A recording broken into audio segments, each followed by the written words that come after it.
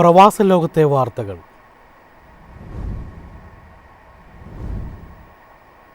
ഇറാനിലേക്ക് $300 കോടി ഇടപാട് UAE നടത്തിയെന്ന പ്രചാരണം വ്യാജമാണെന്ന് വിദേശകാര്യ മന്ത്രാലയം. അന്താരാഷ്ട്ര മാധ്യമങ്ങൾ കൂടുതൽ ജാഗ്രത പുലർത്തണമെന്ന് UAE ആവശ്യപ്പെട്ടു.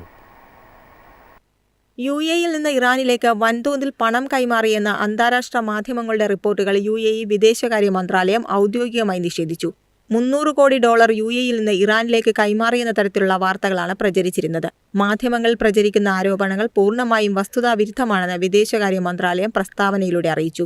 UAE വഴി മരവിപ്പിച്ച ഇറാനിയൻ ഫണ്ടുകളൊന്നും തന്നെ റിലീസ് ചെയ്യുകയോ കൈമാറുകയോ അല്ലെങ്കിൽ അതിനുള്ള സൗകര്യങ്ങൾ ഒരുക്കുകയോ ചെയ്തിട്ടില്ലെന്ന് രാജ്യം വ്യക്തമാക്കി.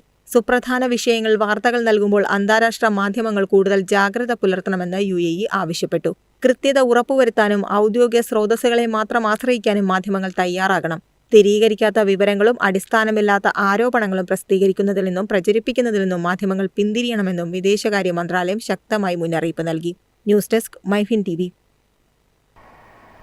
UAEയിലെ ഇന്ത്യൻ പാസ്പോർട്ട് വിസ സേവനങ്ങൾ ഇനി അൽ ഹിന്ദ് വഴി എന്ന അറിയിപ്പ്. ജൂലൈ 1 മുതലാണ് ഈ മാറ്റം നിലവിൽ വരുന്നത്. UAEയിലെ ഇന്ത്യൻ പാസ്പോർട്ട് വിസ കോൺസുലർ സേവനങ്ങൾ എന്നിവയ്ക്കായുള്ള സേവനദാതാക്കളെ മാറ്റുന്നതായി അബുദാബിയിലെ ഇന്ത്യൻ എംബസി അറിയിച്ചു. നിലവിലെ സേവനദാതാക്കളായ BLS international service limited, SGIVS global എന്നിവർ 2026 ജൂൺ 30 വരെ അപേക്ഷകൾ കൈകാര്യം ചെയ്യുന്നത് തുടരുമെന്നും എംബസി വ്യക്തമാക്കി. അൽ ഹിന്ദ് ടൂർസ് ആൻഡ് ട്രാവൽസ് ആണ് UAEയിലെ പുതിയ ഔദ്യോഗിക സേവനദാതാവെന്നും അറിയിച്ചു. 2026 ജൂലൈ 1 മുതൽ അപേക്ഷകൾ അൽ ഹിന്ദ് വഴിയായിരിക്കും സ്വീകരിക്കുക. പുതിയ സേവനദാതാക്കളുടെ സേവന കേന്ദ്രങ്ങൾ, പ്രവർത്തന സമയം, അപ്പോയിന്റ്മെന്റ് നടപടിക്രമങ്ങൾ, സേവന നിരക്കുകൾ, കോൺടാക്ട് വിവരങ്ങൾ എന്നിവയെക്കുറിച്ചുള്ള വിശദമായ വിവരങ്ങൾ ഔദ്യോഗിക ചാനൽ വഴി പ്രത്യേകം പുറപ്പെടുവിക്കുമെന്നും എംബസി അറിയിച്ചു. അപേക്ഷകർ 2026 ജൂൺ 30 വരെ നിലവിലുള്ള സേവനദാതാക്കളുടെ കേന്ദ്രങ്ങൾ തുടർന്നും ഉപയോഗിക്കണം. മാറ്റവുമായി ബന്ധപ്പെട്ട വിവരങ്ങൾക്കായി ഔദ്യോഗിക അറിയിപ്പുകൾ മാത്രം പിന്തുടരണമെന്നും അധികൃതർ അറിയിച്ചിട്ടുണ്ട്. News desk MyFin TV.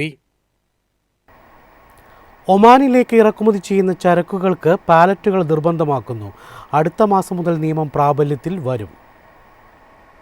ഒമാനിലേക്ക് ഇറക്കുമതി ചെയ്യുന്ന ചരക്കുകൾക്ക് തടി, പ്ലാസ്റ്റിക് അല്ലെങ്കിൽ ലോഹം എന്നിവ കൊണ്ടുള്ള പാലറ്റുകൾ നിർബന്ധമാക്കിയതായി ഒമാൻ കസ്റ്റംസ് അറിയിച്ചു. GCC ഏകീകൃത കസ്റ്റംസ് നിയമത്തിന്റെ ഭാഗമായി royal Oman police directorate general of customs ആണ് ഈ പുതിയ ഉത്തരവ് പുറപ്പെടുവിച്ചത്.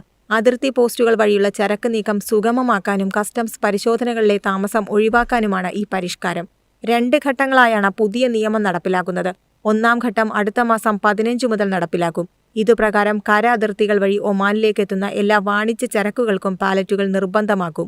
2-ാം ഘട്ടം സെപ്റ്റംബർ 15 മുതലാണ് നടപ്പിലാക്കുക.